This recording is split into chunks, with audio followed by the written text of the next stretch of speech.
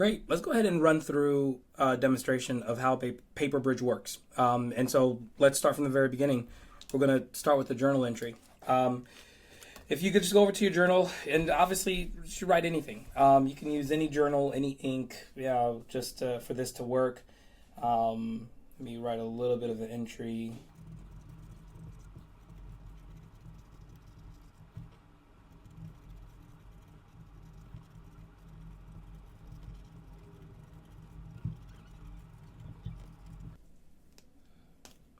Great. Now that we have our journal entry entered, now let's go ahead and scan. You can use a scan. You can use the native scanner on your phone. I tend to just go to Files and actually go into my iCloud and scan directly into a folder inside of iCloud. So let's go ahead there. I'm going to scan document.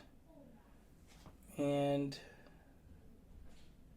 perfecto, we're going to save this. We'll call this new entry. Done. Excellent. All right, let's take a look at the computer. Let's see how it shows up in my folder. So if you look at my iCloud folder, you will see that new entry was just scanned. All right, that's what we want. So from here, what we want to do is go over to our shortcut app, which you're going to have access to, and click on PaperBridge. All right, from here, you're going to be prompted to open up a new, whichever document that you want to.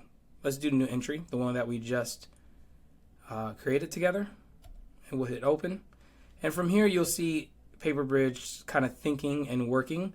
All right, so we just got that all done and completed. So let's open up our Obsidian and see how this has landed inside of our world.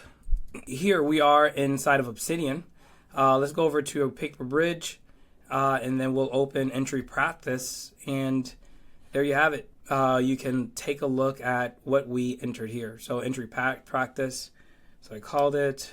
This is a run of PaperBridge. It should be a fun example of how quick it can be to get your written notes in your second brain. Cheers. And there you are. There is all your information.